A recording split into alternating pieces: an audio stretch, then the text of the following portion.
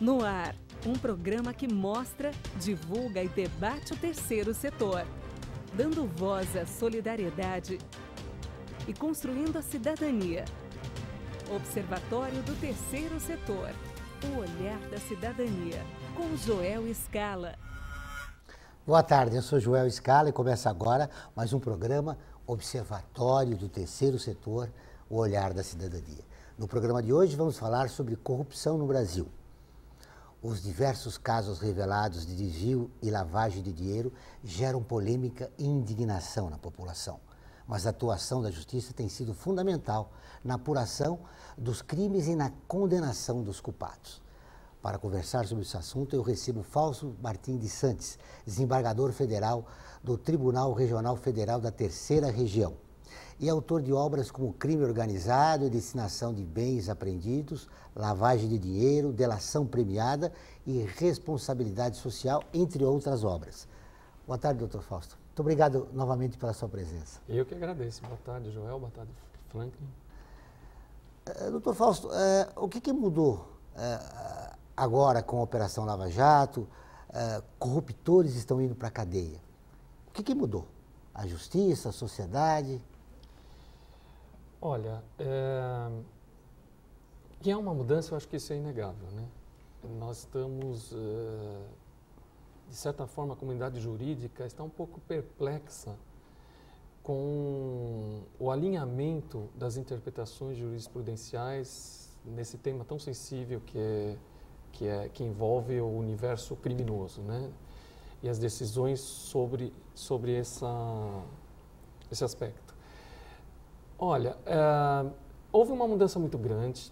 Só para pontuar essa questão do Supremo em dizer que a decisão do segundo grau já é o suficiente para a expedição do mandado de prisão, isso é uma reviravolta dentro da investigação criminal, do processamento do crime. É uma vitória da justiça contra a impunidade. Eu diria uma vitória da boa interpretação, porque até então não havia nenhum sentido a interpretação extremada do princípio da não culpabilidade, ou da inocência, como queiram. E agora, o que fez o Supremo mudar é algo, talvez o futuro vai dizer, ou então um ambiente diferente do país, né? Você sabe que a hermenêutica, né, que é a interpretação das leis, ela é condicionada pela cultura. E o que seria cultura, né? Já que o Franklin fala de cultura, né? A cultura, definida no latim, vem de cultus, significa o cultuar do chão. Então, a hermenêutica, ela se condiciona à cultura, que se condiciona à geografia. Então, o país, o Brasil, tinha um ambiente muito tolerante à corrupção. Tanto era tolerante que ela campeia em todos os setores da sociedade. Hoje se fala muito da Lava Jato, mas todos nós sabemos e conhecemos casos de corrupção em todo e qualquer campo do setor público e também privado. Muito bem, participa do programa também o jornalista Frank Valverde, que faz a coluna de cultura aqui para o Observatório do Terceiro Setor. Boa tarde, Frank. Boa tarde, Joel. Boa tarde, doutor Fausto. Prazer voltar mais uma vez aqui ao Observatório do Terceiro Setor. Doutor Fausto, temos motivos então para comemorar essa nova maneira, digamos uma nova interpretação da justiça, porque as leis são as mesmas, né? Obviamente, houve alguma mudança legislativa proporcionada, isso é certo, a maioria, por conta das manifestações de 2013. Ninguém sabia, naquela época, em 2013, qual seria o alcance de tudo isso. E parece que agora a gente pode começar a ter uma leitura de que o alcance seria a população não aguentar mais.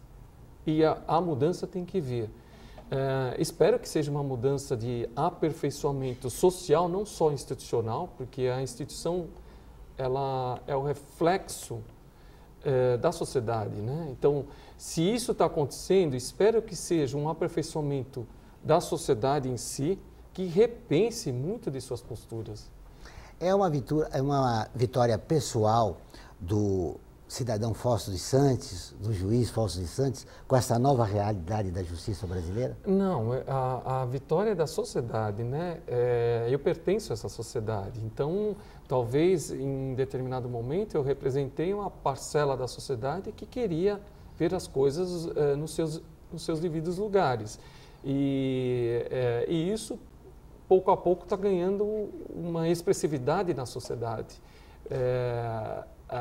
Só que a minha preocupação para dizer se há um aperfeiçoamento ou não definitivo é saber se isso é um movimento ou algo que você espera do outro, mas, por outro lado, você egoisticamente fala, não, da minha parte, eu continuo com as minhas tradicionais posturas de tolerância de pequenos benefícios, isso, aquilo, que faz com que, no macro, estoure uma lava-jato, que, na verdade, começa do micro, né? Começa do indivíduo. Participe do nosso programa enviando uma mensagem para a produção através do nosso WhatsApp 011 95077 1295. Repetindo, 011 9 na frente 5077 1295. Ou postando a sua pergunta ou comentário em nossa página no facebook.com/Observatório 3 Setor. Lembrando que o nosso programa ele está sendo transmitido ao vivo em nosso portal observatórioterceirosetor.com.br e simultaneamente na AltV.com.br e na rádio Trianon AM 740. O doutor Fausto disse uma coisa interessante, que isso não seja um ato isolado, mas seja um novo momento da justiça. Para que isso aconteça, a população deve exercer os seus direitos e estar sempre vigilante. Isso está acontecendo, isso é uma mudança. A vigilância que hoje a sociedade faz sobre as instituições, em especial o Poder Judiciário, é muito maior do que há uns anos atrás. Há uns anos atrás, você tinha uma vigilância, mas não era tão de perto e com tanta cobrança de posturas éticas por parte do judiciário e dos demais poderes, o judiciário em especial. Então, me preocupa, por exemplo, juízes que participam de movimentos políticos, não porque eles não seriam cidadãos. Eles são cidadãos, mas são cidadãos que não podem ter esse tipo de participação, com respeito aos meus colegas que assim entendem o contrário, mas entra num campo ético duvidoso e acaba tirando a credibilidade daquele que vai julgar. O juiz é um profissional técnico e tem que agir tecnicamente.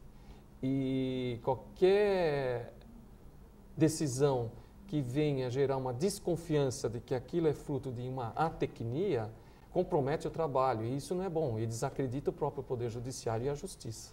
Franklin. Doutor Fausto, hoje nós vivemos na época das redes sociais, né?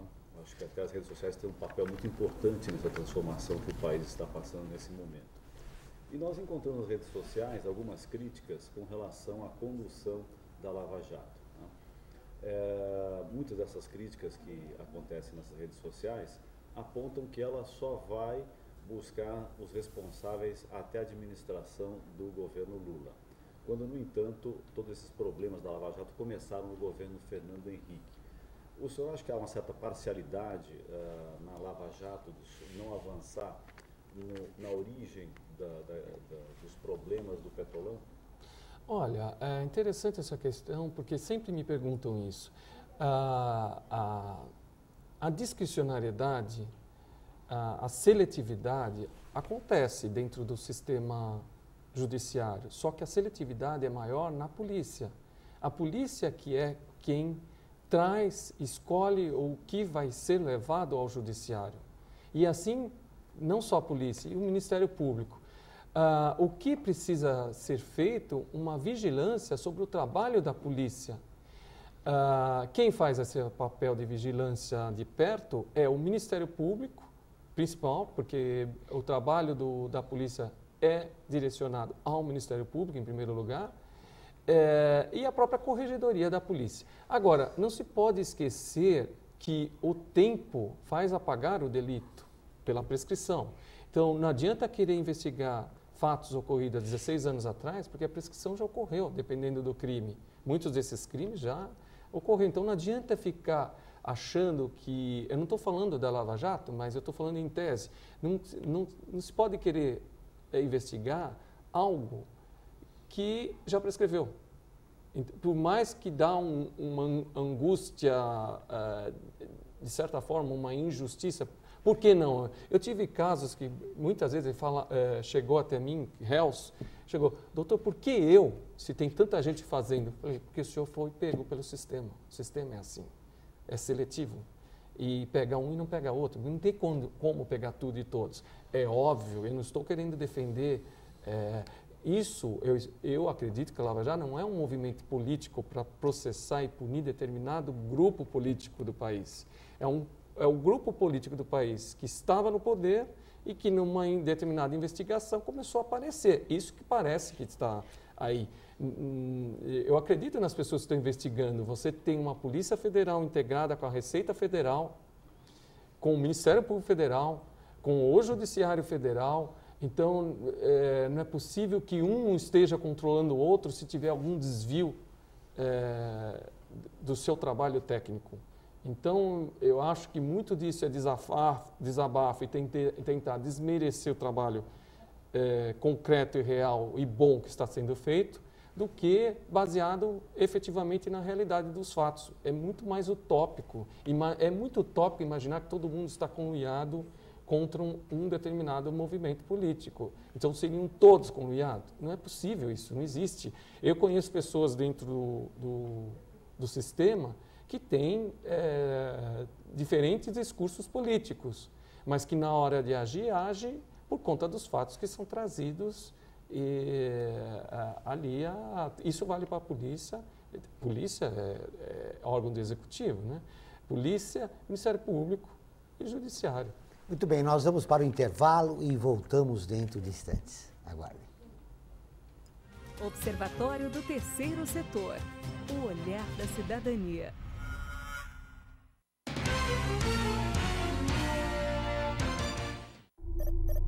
Internacionalizar a economia afeta o seu emprego? Para onde vai o Brasil? Ter opinião sem análise é só repetição. Repetição, repetição, repetição, repetição, repetição, repetição, repetição, repetição. Informação é importante. Análise é fundamental. Le Monde Diplomatique Brasil. Independente e crítico.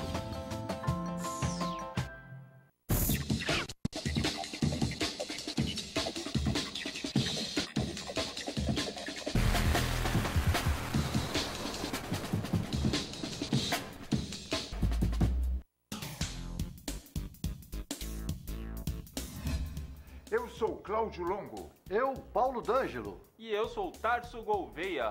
Nós apresentamos todas as terças-feiras, às 9h, aqui na altv.com.br, o Família Palestra TV, um programa esportivo onde você sabe de tudo sobre o Palmeiras, aqui na TV da internet. O Observatório do Terceiro Setor é uma plataforma de mídia que desde 2012 se dedica a mostrar o trabalho das entidades de interesse social.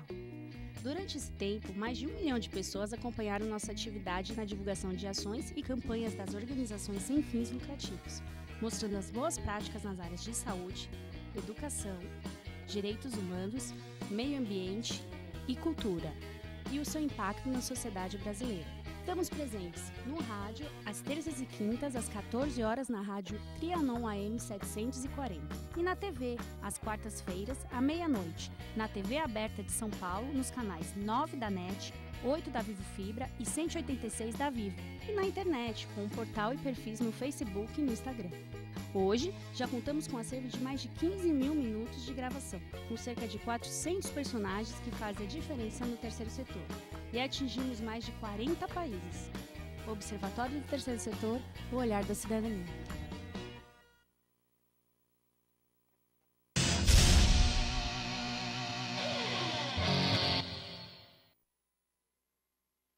Há vida nos traz muitas conquistas, mostrando que todo conhecimento e esforço compensaram em cada detalhe, cada emoção. Estudar na FIA me fez crescer profissionalmente e a conquistar um objetivo maior, que foi a felicidade de ajudar meus filhos numa carreira brilhante. E a FIA compartilha esses sonhos com a melhor estrutura, corpo docente e networking que conduzem ao sucesso e à felicidade. FIA, sua maior conquista.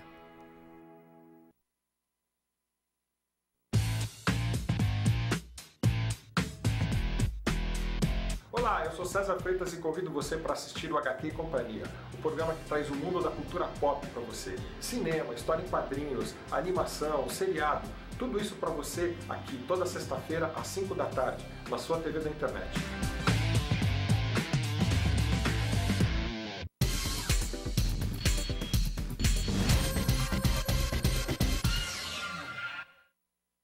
A FUNASP colabora com a USP nas relações entre fundações por meio de fóruns, simpósios, seminários, pesquisas e intercâmbio de informações, além do seu investimento na área social.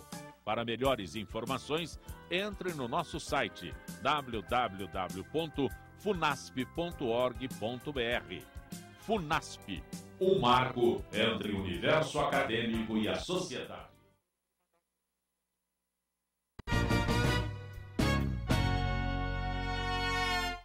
Observatório do Terceiro Setor. O olhar da cidadania. Estamos de volta com a reportagem da Rádio ONU, que é parceira de conteúdo do Observatório do Terceiro Setor. Hoje com a reportagem sobre como acabar com a desigualdade para a Agenda 2030. Laura Gelbert, de Nova York, tem as informações. Não? Não entrou a Laura ainda? Muito bem, nós podemos continuar aqui com o Dr. Fausto. Tá bom, depois vocês encontram aí a reportagem da Laura Gelbert. O problema da desigualdade é grave no mundo inteiro, né, Dr. Fausto? No bloco anterior, a gente conversava, a pergunta do Flan que me ocorreu indagar sobre... na época do Sartre H e de várias outras ações que o senhor teve 38, 39, assim, que teve grande repercussão. E somente 5 dessas, elas foram anuladas, porque envolviam grandes empresários. O senhor acha que hoje há mais compreensão dentro do Poder Judiciário para questões polêmicas que envolvam grandes empresários, ou seja, representantes da elite brasileira? Eu acho que sim, acho que parece que sim. Acho que começa a ter mais compreensão alguns institutos de direito penal. Então, o próprio Instituto da Delação Premiada, quando eu fiz em 2005, 2006, foi muito questionado, até como seria um instituto inconstitucional, antiético, isso, aquilo. O formato que era feito, o procedimento que era feito em São Paulo era diferente do Paraná do meu colega Sérgio Moro. E o procedimento, não existia uma lei naquela época que regrasse esse procedimento. Então, cada juiz fazia de um jeito. E o procedimento, por mim, adotado é o que existe hoje na lei. Então, a obrigação do juiz homologar para que verifique se a delação, o delator está fazendo de forma voluntária, de livre e espontaneamente, se realmente está arrependido e deseja colaborar com a justiça, de fato, com fatos concretos, o fato do réu não abrir mão dos seus recursos, isso eu sempre achei importante, porque nunca aceitei que o réu negasse qualquer recurso, porque toda pessoa pode errar. E ao mesmo tempo que eu permitia que ele recorresse, eu também não assinava um acordo, o juiz se comprometendo a aceitar aquela pena que está sendo ajustada pelas partes. Isso jamais eu aceitei, porque eu acho que o judiciário é quem aplica a pena e não o Ministério Público. Então, e isso veio e ficou na lei, que eu fiquei muito feliz, porque você não pode deslocar do judiciário a aplicação da punição para um MP e a partir dali não tem recurso. Então, você está desvirtuando o sistema de justiça, onde está quem pode dizer sobre o direito penal só pode ser o judiciário. Muitos especialistas em direito têm criticado a delação premiada. Um exemplo é a OAB entrou com pedido de impeachment da presidente da República na Câmara Federal, utilizando a delação premiada do Dirceu Amaral. Aí eu queria que o senhor explicasse antes como funciona a delação premiada, porque ela precisa ser investigada. O réu ganha o direito à delação premiada, mas a justiça tem que comprovar tudo que ele falou. E já estão utilizando a delação premiada para entrar com um pedido de impeachment da presidente da República. Não há uma distorção? Olha, é interessante essa questão porque envolve outras questões juntos com a delação. Então, na verdade, a delação ela existe desde que o Brasil existe. Então, no Código Criminal do Império, antes do Código Criminal do Império, na Ordenações Filipinas, que foi adotada pelo Brasil, a legislação portuguesa, aí veio o Código do Império. Depois disso, diversas leis esparsas, começou com o crime de extorsão, aquele que revelasse onde estava a vítima no cativeiro, ele seria beneficiado com uma pena diminuída. Então, o que na verdade a delação, apesar de ter um termo que é mal visto, delator, de acusador, de dedo duro, é mal visto dentro da organização criminosa, porque para o Estado, aquele que fala sobre quem cometeu o crime é uma testemunha, é legítimo. Então, esse instituto, a delação, era aplicada no Brasil para os crimes comuns. Quando passou a ser aplicada no crime econômico e financeiro, aí começaram todos os questionamentos, ilegalidade, isso, aquilo. O que é importante na delação é saber quem está falando é um réu. Esse réu, primeira coisa, tem que admitir, para dar credibilidade a essa delação, tem que admitir primeiro que errou, tem que admitir os fatos. O fato de a pessoa colaborar com a justiça não significa que o delatado, ou seja, contra quem ele está falando, perdeu a qualidade de inocente, que detém a presunção de inocência. Então, não basta a palavra do delator para que isso vire uma prova irrefutável dos fatos. Tem que haver a comprovação de tudo que ele fala. Então, o que eu costumo falar, tem que haver uma confiabilidade intrínseca. Primeiro, credibilidade daquele que fala, credibilidade no sentido de ver qual que seria o interesse do acusado, por que ele está falando, se tem algum contexto razoável.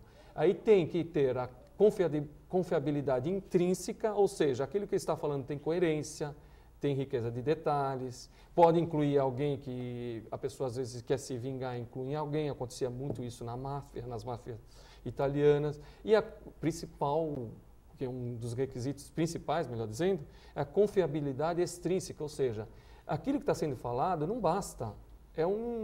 É algo, se não vier comprovado por uma prova documental, com outros elementos, não basta, porque é muito arriscado você condenar alguém só com a delação. Agora, o que mudou do passado para agora, que me causa perplexidade, sempre na minha postura perante a vara especializada de lavagem, foi de preservação da investigação, sigilo.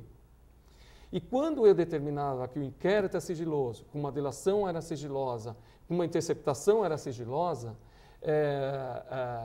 chegou até a ter uma comissão do Congresso Nacional pedindo cópias de interceptações, tiveram outros acusados querendo cópias de investigação, que ele não estava ali sendo diretamente acusado, eu negava. Aí houve recursos e dessa decisão gerou uma nova decisão de cortes superiores, me criticando, falando que eu queria guardar a prova para si, que isso não era democrático, que o juiz devia fornecer as provas para quem quer que seja, para quem teria legitimamente direito à prova, mas às vezes a pessoa ter a prova, o risco da divulgação é muito grande. Por que eu não deixava divulgar? Para preservação não só daquele que está falando, porque ele pode correr risco de vida, mas também, principalmente, de quem está sendo delatado, que preserva o princípio da inocência. E, eventualmente, terceiros citados. Às vezes, o terceiro não está sendo investigado, está sendo citado, uma vida privada, isso, aquilo. Então, o mote não era simplesmente de ser um juiz autoritário, mas ser um preservador do sigilo necessário naquele limiar. Porque quando o processo começa, você não vai abrir a delação, no meu entender. Você vai Pode ser um ou outro, eu sempre preservei o sigilo, pode abrir um ou outro ato do processo, porque o processo em si é público, mas você tem que ter muita cautela. Então, a minha postura era: as sentenças são públicas, as decisões são públicas, mas não as provas que estão sendo produzidas, mencionando pessoas, intimidades, etc. Mas isso mudou, parece, porque as relações estão sendo feitas abertas. Esse que é um problema da Lava Jato, a quebra de sigilo num processo de investigação? Eu não sei se é um problema. O que eu acho que precisa, o judiciário, eu não entendo uma corte superior que não orienta o juiz. Então, cada momento é de um jeito. E eu já experimentava isso lá atrás. Então, quando eu determinava, por exemplo, que o réu tinha que comparecer à minha presença, que não podia, isso segundo o Código de Processo Penal, é assim, apesar da jurisprudência ter dado uma elasticidade para permitir que o réu seja ouvido onde ele reside, eu achava errado. O réu tem que ser ouvido perante o juiz que vai julgar. E aí, havia algumas decisões do Supremo que falavam: não, a identidade física do juiz é importante, não pode ter decisões que o juiz se afaste do contato pessoal com aquele que ele vai julgar. Aí, quando eu decidia que o réu tinha que comparecer no meu gabinete para que ele falasse sua versão livremente, para que eu formasse o meu convencimento, aí vinha uma decisão do STF falando que não podia. Ou então, quando eu expedia, falava que não posso expedir carta rogatória para ser ouvida no exterior, apenas rogatória, que é um instrumento para citar o réu, para comunicar o réu de um processo no Brasil. Então, eu determinei que o réu só fosse citado, mas que comparecesse no Brasil. Aí vem o Supremo e fala: não, o réu tem direito de ser ouvido onde ele está. Mas onde está a identidade que foi decidida em outro caso? Então, eu acho que falta uma maturidade do Tribunal Constitucional para certos pontos decidir de uma maneira menos sob pressão e mais refletindo de fato as consequências daquele decisão. Mas enquanto isso não acontece, doutor Fausto, a divulgação das investigações da Lava Jato tem sido usada politicamente, né? Era esse o meu argumento, que quando eu negava não só para preservar as pessoas, mas que não fosse usado politicamente, porque político é político e ele vai fazer uso politicamente. Não pode ser ingênuo e achar que isso não vai acontecer. Muito bem. Antes da pergunta do Frank Valverde, nós agora sim vamos com a reportagem da Rádio ONU, que é parceira de conteúdo do Observatório do Terceiro Setor. Como eu já disse, a matéria é sobre a desigualdade, terminar com a desigualdade na agenda em 2030. A Laura Gelbert, de Nova York, tem as informações. Na abertura da sessão desse ano da Comissão sobre População e Desenvolvimento, o secretário-geral da ONU destacou o papel do órgão na nova agenda de desenvolvimento. Ban Ki-moon ressaltou a importância de compreender tendências demográficas, um dos pilares do trabalho do órgão, para que se possa alcançar os objetivos de desenvolvimento sustentável. Para o chefe da ONU, os dados também são fundamentais para o fornecimento de melhores serviços de saúde pública e para o fim das desigualdades. Ban mencionou a tradição da comissão de concentrar seu trabalho nas pessoas e declarou: as Nações Unidas têm orgulho de apoiar ações que coloquem todas as pessoas no coração do desenvolvimento. Segundo o secretário-geral, esse é o espírito da Agenda 2030. Ele afirmou que as pessoas jamais podem ser reduzidas a meros números, mas que, ao mesmo tempo, estatísticas são essenciais para medir avanços. Quando as pessoas não são contadas, são excluídas, disse o chefe da ONU. Entre outros tópicos, Ban também abordou em seu discurso questões como direitos relacionados à saúde sexual e reprodutiva, igualdade de gênero e empoderamento de jovens e mulheres. Da Rádio ONU em Nova York, Laura Gelbert. Muito bem, voltamos com o Observatório do Terceiro Setor, Olhar da Cidadania. Agora, coluna do Frank Valverde, falando em cultura. Vamos lá, temos duas dicas aqui muito boas no nosso Falando em Cultura. A primeira delas é sobre o Festival É Tudo Verdade. É um festival de documentários que já acontece há um bom tempo aqui em São Paulo. Nós estamos na sua 21ª edição. E essa 21ª edição, nós contamos com 85 produções de 26 países. E as apresentações gratuitas acontecem no Cinearte, no Centro Cultural São Paulo e na Reserva Cultural. você aparece na sala de exibição 1 hora antes da exibição do filme que você quer assistir, retira o seu ingresso e assiste gratuitamente. Nesta edição, a 21ª, o homenageado é o cineasta Carlos Nader, autor do Homem Comum, que é um documentário que já foi premiado numa versão lá para trás do próprio Isto é Verdade. Tá? O fundador e diretor da mostra Tudo é Verdade é o Amir Labak, né, grande crítico de cinema. Tá? E quem tiver interesse e quiser acompanhar a programação, deve entrar no site www.etudoverdade.com.br. O é sem acento. Muito bem, tá aí. Essa é a dica do Frank Valverde para esta semana no Falando de Cultura aqui do Observatório. Vamos continuar com a entrevista do Fausto de Santos. Olha, tem várias perguntas. A Maristela Andrade mandou ontem a pergunta, ela é de Cotia, do Fausto. Eu sou sua fã, desembargador. Acho que se não fosse sua coragem, nem a operação Lava Jato existia. Muitas pessoas comparam o juiz Moro com o senhor. O que o senhor acha dessa comparação? Parabéns e que Deus o proteja sempre. Olha, o senhor sente essa comparação? Não, já quase 10 anos, né? Do Satyagraha. Na verdade, eu saí em 2011, né? A Satyagraha foi em 2008 e teve outros casos, né? Foi só Satyagraha, enfim.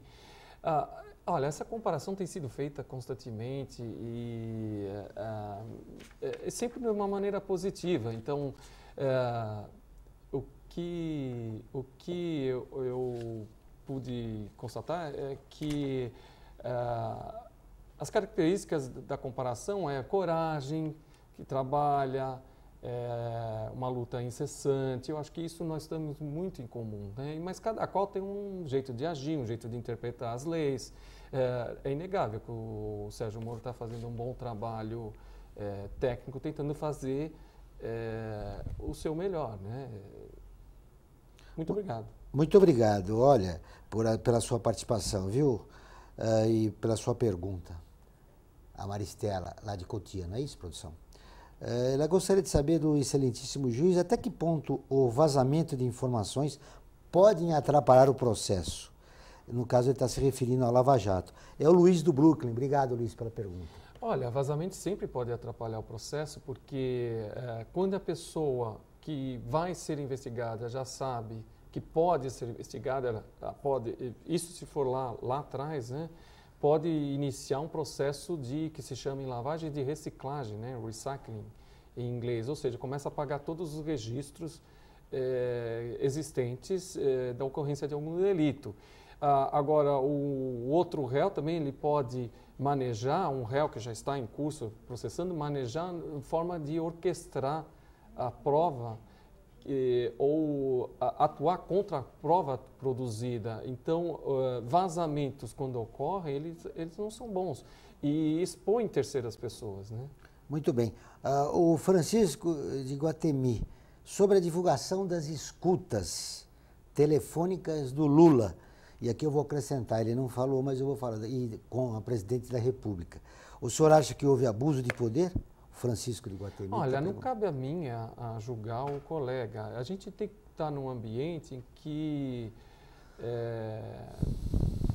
pode ser aceitável um ou eventual engano ou acerto, né? Tem que ser um ambiente que é possível. O que existe é quando se trabalha num caso dessa envergadura, existe uma pressão absoluta sobre a pessoa. E a pessoa tem que estar muito centrada e não pode perder o tecnicismo. Isso é muito. Eu tinha muita preocupação quanto a isso. Eu não vou falar do Sérgio Moro, mas eu sempre tive a preocupação de não divulgar interceptações telefônicas, porque eu nunca achei adequado.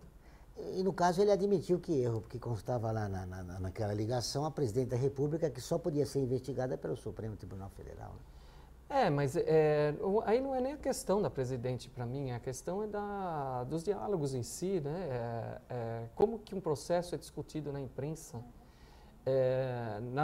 Nada contra a imprensa, eu acho que a imprensa só vem a agregar no processo de afirmação da sociedade contra a corrupção, mas eu acho que tem que ter certas cautelas, porque o interesse da imprensa e do judiciário muitas vezes é similar, mas às vezes não, porque o furo de reportagem pode atrapalhar uma investigação que está em curso, porque pode se antecipar algo em detrimento da apuração da verdade por parte do judiciário. Então, eu acho que a imprensa ela pode ajudar, como pode atrapalhar em determinados casos. Esse tipo de divulgação de escutas telefônicas pode prejudicar o futuro da Lava Jato? Pode dar uma perda de credibilidade? Porque o início foi excelente, todo mundo reconhece, né? Mas, e agora se começa a ter um caso aqui, um caso ali, uma divulgação aqui, outra ali. Não, eu acredito que a Lava Jato tem sido ratificada pelos tribunais. 90% ou mais das decisões estão sendo ratificadas. Eu não acredito que a divulgação de um diálogo vai comprometer a legitimidade do diálogo ocorrido, desde que se comprove essa legitimidade. Parece que ninguém falou que seria ilegal a investigação com interceptação do ex-presidente Lula. Isso parece que, eu não sei, eu não conheço os autos, eu sei pela imprensa também, eu não acredito que isso vai fulminar com a Lava Jato.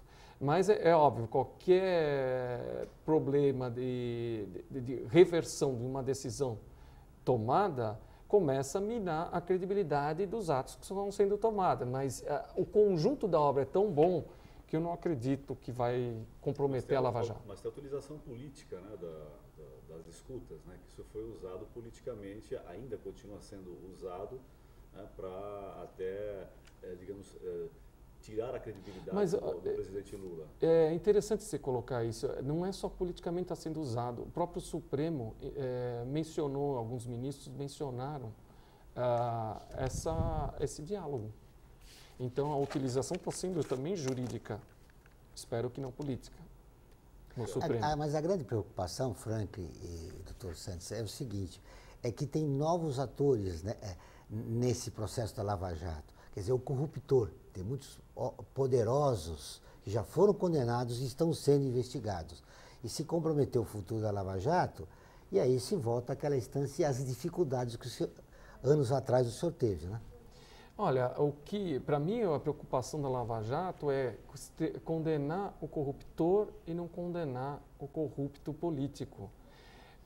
Por quê? Porque existe esse sistema de foro por prerrogativa de função, que é algo absolutamente, para mim, que atenta à igualdade, ao princípio da igualdade, e eu acho que esse que é o grande problema, porque a Lava Jato está num ritmo muito bom, perfeito em termos de judiciário, ninguém tem o que falar, enquanto que o Supremo ainda vai começar o processo. Quer dizer, vão ser, no mínimo, o mensalão durou 5 anos para ter a decisão final do Supremo. Se a gente pensar uma Lava Jato 5 anos dentro do Supremo e o Supremo deixando de fazer as outras funções, que seriam as suas funções originais, para ficar julgando um processo, vai me desculpar, eu acho que é um contrassenso jurídico, e é só no país que tem essa envergadura e pode ter decisões conflitantes que atenta contra a igualdade. Né, justamente. Nós vamos para o intervalo e voltamos dentro de instantes. Observatório do Terceiro Setor, o olhar da cidadania. Internacionalizar a economia afeta o seu emprego? Para onde vai o Brasil? Ter opinião sem análise é só repetição. Repetição, repetição, repetição, repetição, repetição, repetição, repetição, repetição. Informação é importante. Análise é fundamental. Le Monde Diplomatique Brasil. Independente e crítico. O Observatório do Terceiro Setor é uma plataforma de mídia que desde 2012 se dedica a mostrar o trabalho das entidades de interesse social. Durante esse tempo, mais de 1 milhão de pessoas acompanharam nossa atividade na divulgação de ações e campanhas das organizações sem fins lucrativos, mostrando as boas práticas nas áreas de saúde, educação, direitos humanos, meio ambiente e cultura, e o seu impacto na sociedade brasileira. Estamos presentes no rádio, às terças e quintas, às 14 horas, na rádio Trianon AM 740. E na TV, às quartas-feiras, à meia-noite, na TV aberta de São Paulo, nos canais 9 da NET, 8 da Vivo Fibra e 186 da Vivo. E na internet, com um portal e perfis no Facebook e no Instagram. Hoje, já contamos com um acervo de mais de 15 mil minutos de gravação, com cerca de 400 personagens que fazem a diferença no terceiro setor. E atingimos mais de 40 países. Observatório do Terceiro Setor, o olhar da cidadania.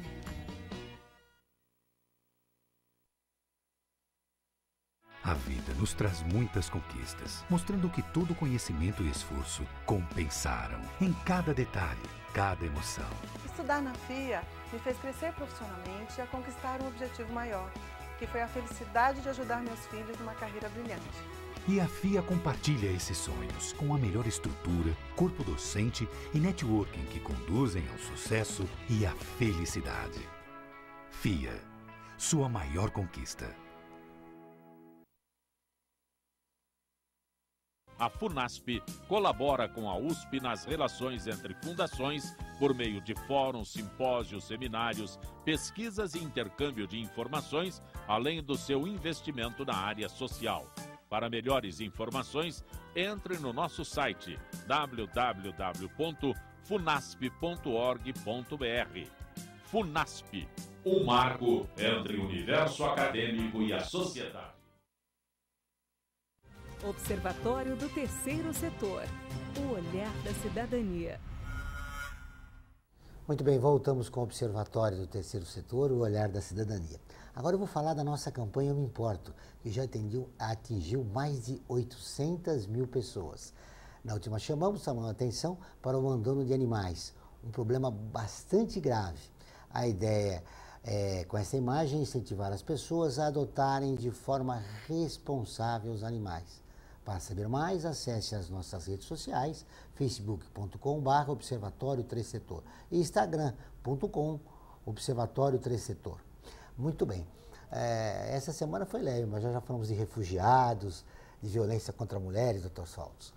E eu tenho aqui tantas perguntas e nós estamos quase no final do programa. Muito obrigado para você que ligou. A gente avisou muito antes que nós iríamos entrevistar o Dr. Faltos e Santos. E como sempre, uma repercussão ótima, viu? Você está sempre convidado a passar uma vez por ano aqui no nosso observatório. Mais perguntas? E quero me desculpar por não atender todo mundo aqui.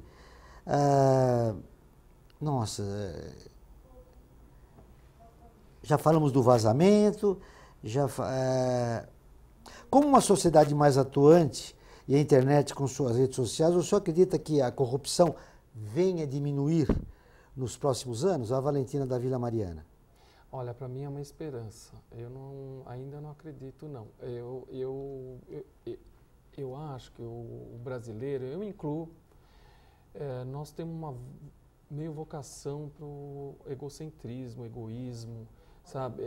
Cobrar muito do outro e fazer pouco de sua parte. Então, eu espero que tudo isso faça com que as pessoas reflitam coisas que às vezes são cometidas. Por exemplo, eu fui outro dia numa festa e a pessoa, fala rapidamente porque eu sei, a pessoa, para ser bem atendida numa mesa, pagou o garçom que devia já atender normalmente. Isso é corrupção privada. Que loucura, né? A corrupção e esse jeitinho brasileiro é um aspecto cultural da nossa sociedade. E como que a gente acaba com isso, doutor Fausto? Educação, rediscussão, realinhamento, as instituições pontuando esses fatos. Aqui, o Ricardo da Vila Sônia tem uma pergunta para o cidadão Fausto de Santos. O senhor é a favor ou contra o impeachment? Bom, o juiz não pode se envolver politicamente. Por isso que eu disse que a pergunta era para o cidadão. Para o cidadão, Eu acho o seguinte, o impeachment ele é algo que está na Constituição e, desde que sejam respeitados os trâmites e os seus fundamentos, que ontem teve um parecer técnico, né, para a Câmara, Então, quem vai decidir é a Câmara dentro dos requisitos da Constituição e dos entendimentos políticos, que também é um julgamento político. O senhor acha que a lei está sendo cumprida nesse processo de impeachment? Olha, eu não sei, eu acredito que sim, porque quem definiu o procedimento foi o Supremo e a comissão está seguindo estritamente o que decidiu o Supremo. O que aconteceu foi que o governo ingressou de imediato no Supremo e isso há aqueles que dizem foi bom ou ruim, dependendo do posicionamento que você acha, né, a favor ou contra o impeachment, porque acabou delineando já tudo que poderia ser contestado no futuro. Franklin. Vou falar um pouquinho sobre a condução coercitiva. Nós presenciamos, coisa de algumas semanas atrás, o ex-presidente Lula sendo conduzido coercitivamente para prestar um depoimento. Foi certa essa atitude? Ou uma convocação pura e simples, por ele ser uma pessoa tão conhecida e responsável por ter sido até o presidente do país, não seria o suficiente? Olha, é interessante você perguntar, porque a condução coercitiva, se você seguir estritamente o Código de Processo Penal, você intima previamente o réu. Mas, se o acusado ele já demonstra, por suas ações, por seus discursos, não estou falando desse caso, tá? Estou falando em genérico, que ele não vai cumprir qualquer intimação, que ele não está respeitando o Poder Judiciário como poder único e legítimo para dizer o melhor direito, não necessitaria dessa intimação. Eu nunca enfrentei essa hipótese. Ou então você pode interpretar a condição coercitiva como uma prisão temporária menos lesiva ao acusado. Você prende para ouvir e libera imediatamente, ao invés de prender por 5 dias, como determina a lei. Aí vai depender da argumentação que o juiz deu, no caso concreto, para dizer se foi legítimo ou não. Muito bem, tem um comentário aqui de um ouvinte que veio pelo Facebook. É o Emerson Gomes de Souza. Ele fala que um termo de compromisso deveria se tornar obrigatório para os políticos para que suas propostas e projetos fossem antes registrados em cartórios e fóruns de cada cidade, dando assim segurança e veracidade aos eleitores para cobrar. Uma vez eleito, não poderia mentir. Quebra, decoro e cassação. Lei da ficha limpa. Então, a lei da ficha limpa tem sido pouco lembrada, mas foi muito importante, né? Foi um grande avanço, né, doutor? Sim, foi um grande avanço, e isso que ele falou foi objeto de estudo pelo Banco Mundial. Por que políticos já condenados, isso não é só no Brasil, ou só contestado pelo judiciário de alguma forma, ou porque está investigado, por que esses políticos voltam a seus cargos? Por que a população elege novamente? Esse que é o ponto duvidoso. E aí a conclusão do estudo do Banco Mundial é pelo viés carismático que a pessoa tem. Então, as pessoas têm que deixar de lado um pouco aquele aspecto simpático e observar mais as ações reais que estão acontecendo, as atitudes daquela pessoa enquanto ocupante de algum cargo público. Felizmente, nós estamos no final do nosso programa. Novamente, foi um grande prazer recebê-lo. Durante toda essa hora, pudemos aprender um pouco mais sobre o que está acontecendo no nosso país na ótica do juiz Fausto de Santos, aquela grande figura que é o precursor da delação premiada, com mais de 20 livros, né, doutor Fausto? Ah, sim, 25. Suas considerações finais. Muito obrigado pela sua presença. Não, eu agradeço o espaço. O Brasil está nesse momento virtuoso, virtuoso porque está repensando muita coisa e disso tudo a gente tem que tirar uma lição e eu espero um Brasil melhor. Eu tenho esperança de que isso vai fazer com que todos nós sejamos melhores. Muito obrigado pelo espaço. O prazer foi nosso. Obrigado, Frank. Até a próxima terça. O Observatório do Terceiro Setor fica por aqui. Voltaremos na próxima terça-feira. Até lá. Você acabou de ouvir um programa que mostra, divulga e debate o terceiro setor, dando voz à solidariedade e construindo a cidadania. Observatório do Terceiro Setor. O olhar da cidadania. Com Joel Scala.